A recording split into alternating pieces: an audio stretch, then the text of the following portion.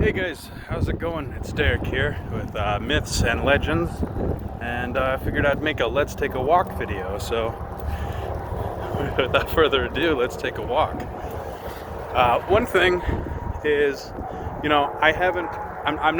trying to come up with solutions, but I haven't been set up properly to continue doing the higher production story breakdowns and sort of Joseph Campbell-like symbolism videos.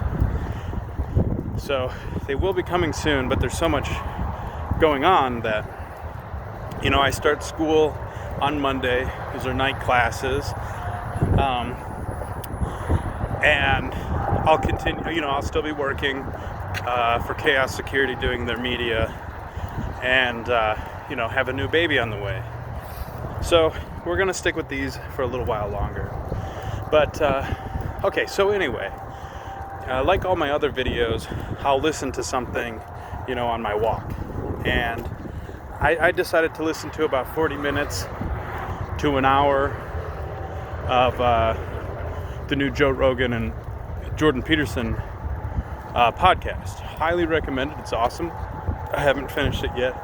I just made it to the end of my walk and figured I would save some for tomorrow's drive to and from work. Mike, I'm telling you what, something smells great. I'm in town, so there's some restaurants on the other side, but I like barbecue chicken. It's pretty tasty smelling. Okay, so there was one section that lasted about 10 minutes or so. Anyway, it was about, can you be successful while being deceitful? And I'm inclined to agree with Peterson that no, you can't, depending on how you're going to define success. So we're going to define success as having the traits of goodness and love for a few reasons. Because that's where the ideal is. The ideal is not within some kind of structure of power, or within some kind of structure of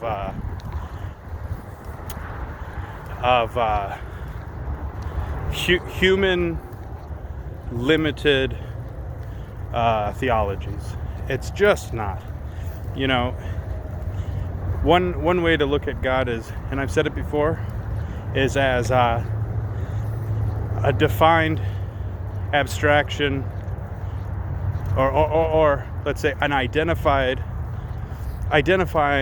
the abstraction of the total sum of all things.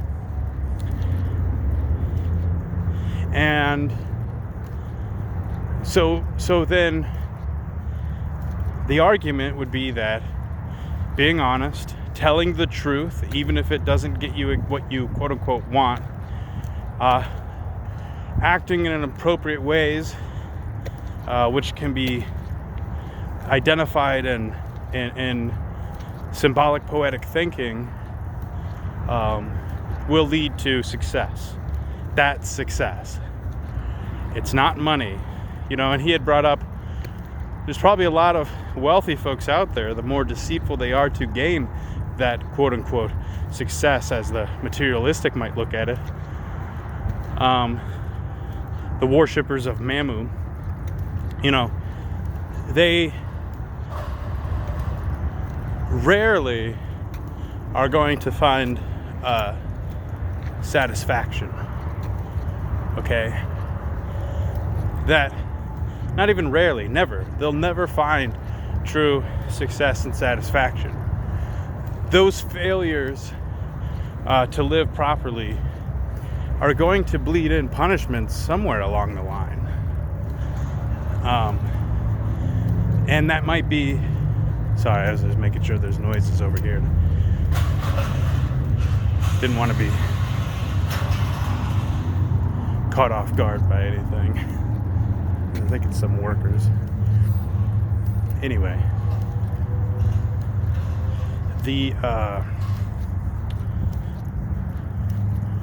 what was I saying? Shit. Oh yeah, so the natural punishment's going to bleed somewhere into their lives.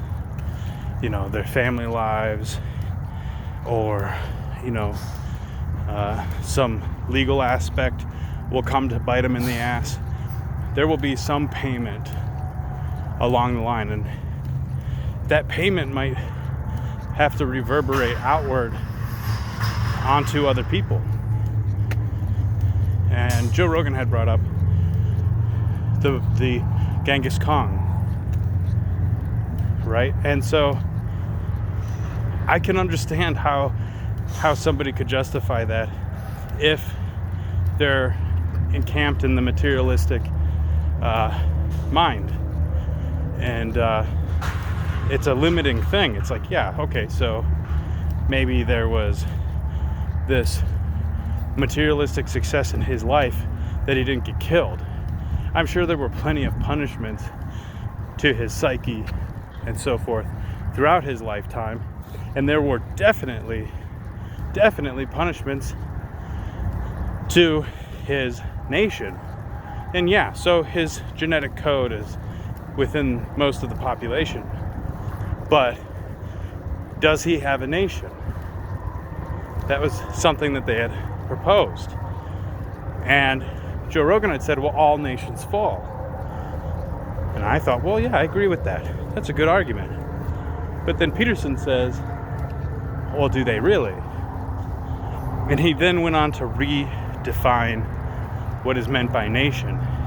And it was like, when he had gone into that, drawing back to the American tradition, though it's young, is built on these legs, these sort of Platonic Christian legs that are built on the Hebrew legs that are built on the paganistic legs that are then built on the shamanistic tradition, and so on.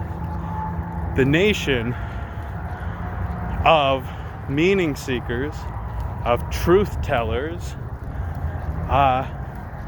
is much older than any materialistic nation that some dictator, or even not, has ever attempted to sustain. And it connected so many dots in my head. Like, yeah. You know, one day we woke up, and religious stories talk about that. At some point in our history, we woke up, and we decided to tell stories that were interesting.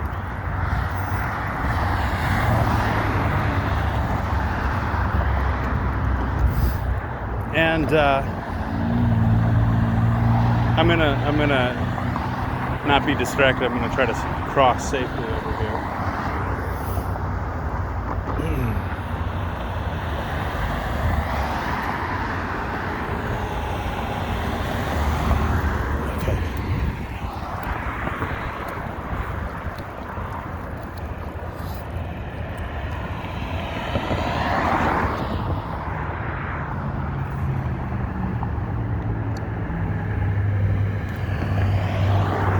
Looks like there's gonna be one more car, two more, three more.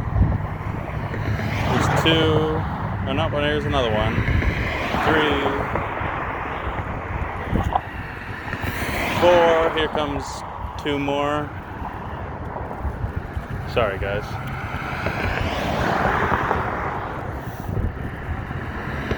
Couple more.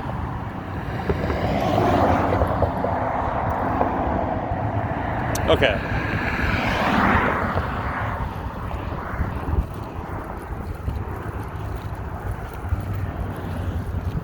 Okay, so I want to take this idea that he had and kind of riff off of it. So redefining nation, what would be the purpose of doing that, and how can it benefit the individual? Yeah, you could take this out to the masses and try to redefine nation, but there's still going to be thoughts like, okay, what defines a nation? And then maybe it's borders, maybe it's the government, you know, maybe where do you draw the line of difference when something evolves? When does Rome become Italy? You know, it's like, how do you take the multi-nations that were here in the Americas, and when does it become America? And if America were to collapse, the genetic code of its peoples continue on, and so is that a nation? And so it's so frail that if you were to view it that way, I would say it's almost, what would you call that? Borderline like nihilistic in a way. Meaning it takes away the value of those who sacrificed for the nation. And I don't think that a lot of people, maybe it starts that way, but I don't think a lot of people put their life on the line just for a flag or just for the piece of land. I think that anyone who does that is bound to crumble and increase their chances of getting utterly annihilated on the battlefield. I think it's difficult to find glory in combat, maybe because of those reasons, but where you might find glory and meaning in the struggle to fight, to make such sacrifices, is the fight is for a nation defined by a set of belief systems. Maybe that's, you know, and I haven't developed this idea for very long. So this is a conversation between us. This isn't definite, but what a thought, you know, like, for freedom, for total freedom, I don't know. I would say limited freedom, so that you have a way of acting within it. Something else that they go into in that conversation, but something I've been aware of for a long time. Structured freedom, not total chaos. To tell the truth, the Christian leg is to identify and recognize that humanity, all humans, hold the spark of divinity as conscious beings capable of creating and destroying, worthy of being treated with dignity.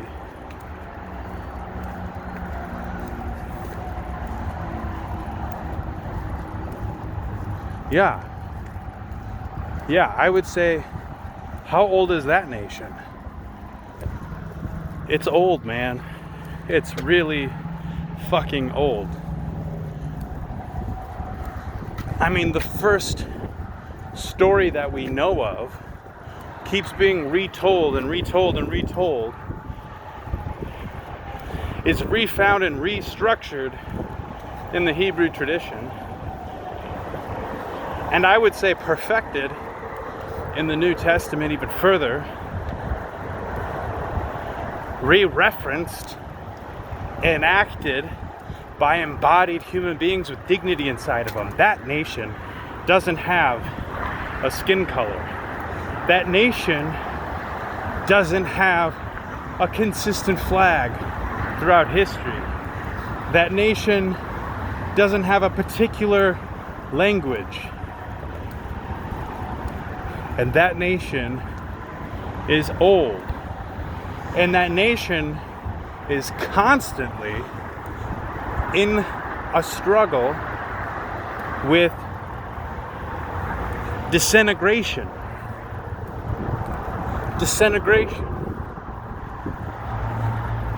You know, a nation, and I'm talking a nation with leaders and flags and our traditional idea of nations.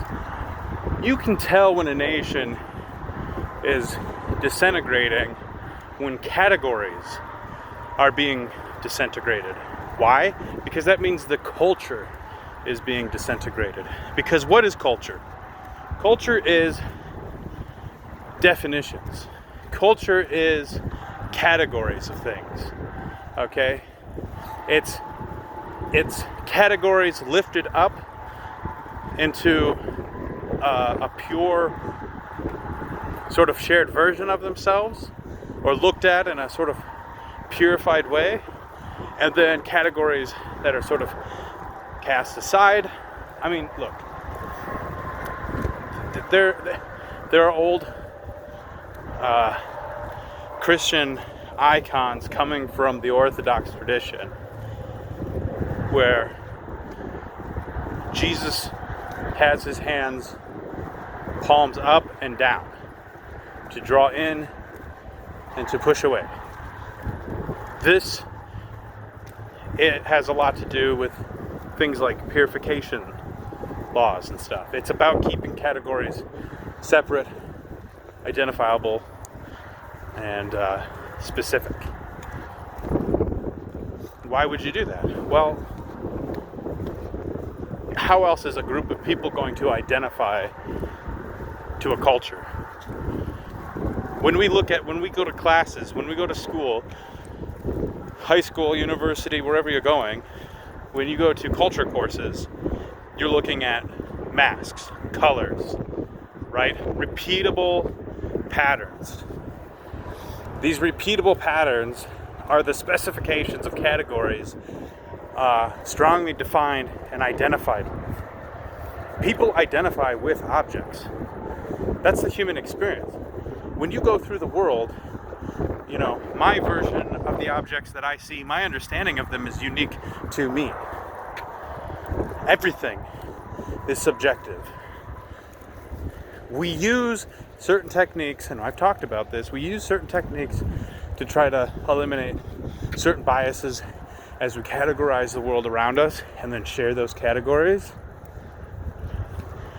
But in the end, the individual's experience is subjective. So instead of getting lost in a nihilistic, hellish nightmare, a repeatable, endless cycle, a Nietzschean repeat of life again and again and again, the emptiness of the scientific universe, to avoid getting lost in that void, having shared culture, specific identified categories, can keep you grounded as an embodied human being. Christianity has a name. Its denominations have a name. What is worn is specified and named. As cultures move and develop, we hone in those categories evolve, and anything that looks different can be easily identified.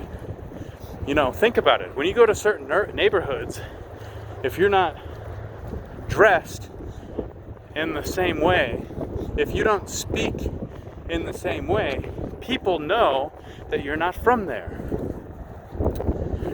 So, let's scale it up to a nation the size of America.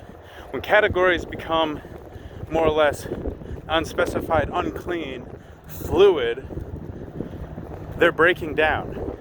It's a great litmus test to find out how much longer it's going to last, because what's happening now in our country? People are clumping back up into their tribes. They've become interconnected through social media. They can't agree on the broad views on what is an American, what is a Westerner, what is even a Hoosier, right? What is a Texan? What does that mean anymore?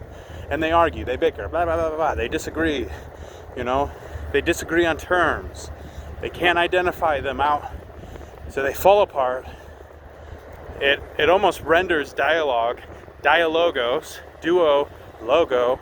It renders it almost impossible, or at least, it makes it, what's the word I want to say?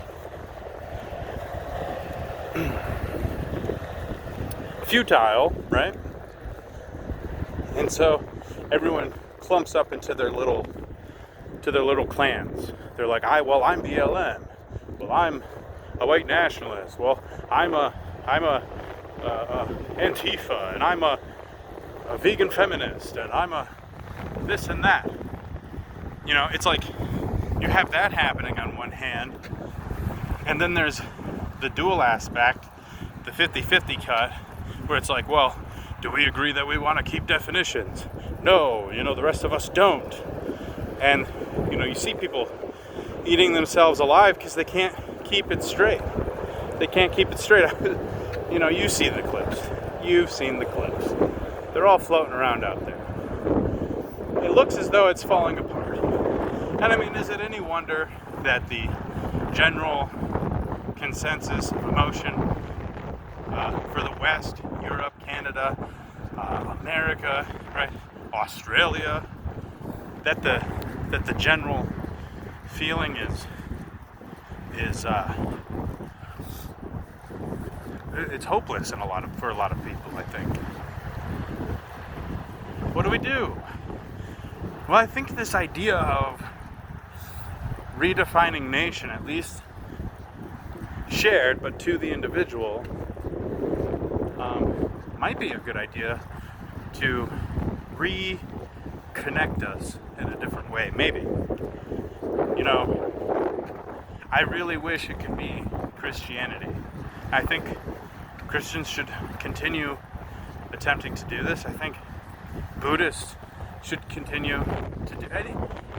Anyone who has a culture striving for the truth should continue to do this in their neighborhoods, whatever pockets you can do it in. But then we should have an overall shared idea of humanity, that we all should be allowed to play with one another, that we all should try to speak the truth to one another, that we all recognize the divinity within one another and absolutely deserve, I don't care how horrible the individual may seem, absolutely deserve some form of dignity. I don't think we should try to violently force our human theologies on one another. I think we just need to accept and recognize the various tribes and the various ways of thinking. This is one of the reasons America had attempted to be multicultural and be broken down into multiple segments of counties and states, and then the United States. It's why it's so very, very important that the federal government doesn't get too big in its pants, But as individuals, we need to really start acting in agapic love. We really do. Or else we're gonna fall apart.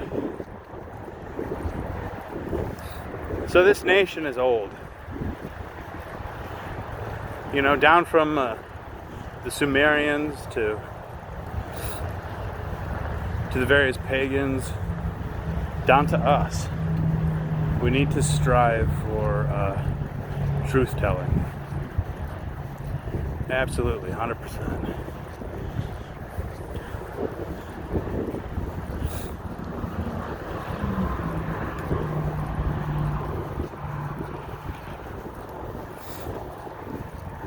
But let's see.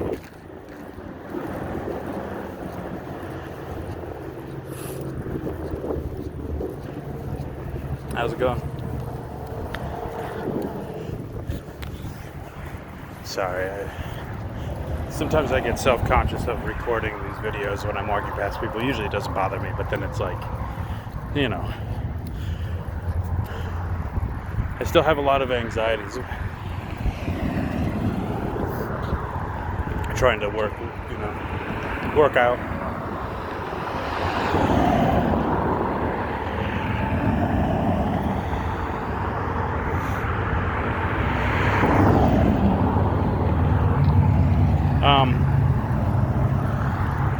Yeah, sorry about that pause there. A lot of anxieties I've been trying to work out, and that's one of them. Yeah, just sometimes feels weird talking to yourself on the phone. It's like, well, I'll put myself in the mindset. It's like, well, pretend you're just on a video chat, but then I don't know. Just silly things. Humans are funny creatures, really. Well, I'm about there at the half-hour mark. I think that was a pretty good subject. It's something I have to think about more. I've like I said, there's so much going on, and I've mostly been listening to audiobooks. Those of you who listen already know, but I guess for any future viewers that may come down the line, if you go to my Instagram, it's just Derek Dotter. If you go there, you'll see that I have a saved section of stories for books, and those are the books that I've been getting. Some of them I have physical copies, some are audiobooks, but they're books I definitely suggest you get. They've been helping me out, and the cool thing is they're split up. So there's books that I disagree with, and ones that are, I guess, at opposition, or written by folks that are at opposition to me. And the reason I do that is to challenge my own argument. So yeah, go check that out. I think it's a useful tool. It's something I have also attached to the myths and legends videos, are the books the references that I'm using. And I'm gonna have to get better at that when I'm doing my research, to get articles as well. That way you guys have access to the source, and then you can also find out where I'm creating these arguments from. Whatever. So there's that. Anyway, I think this is a good one. I'm gonna have to dig deeper. I'm gonna have to find out a few things. My thought is find out where Peterson derives the idea, and then find out what resources I can go into, and maybe find another word other than nation. Maybe that's something I'll do. That might be a project for this subject, and it's also seeing if I can totally justify that kind of identity.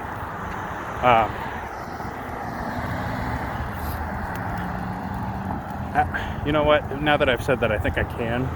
But I'm going to see if I can find a good argument to how I can justify identification through this really long idea. The shamanistic tradition, coupled with the religious tradition.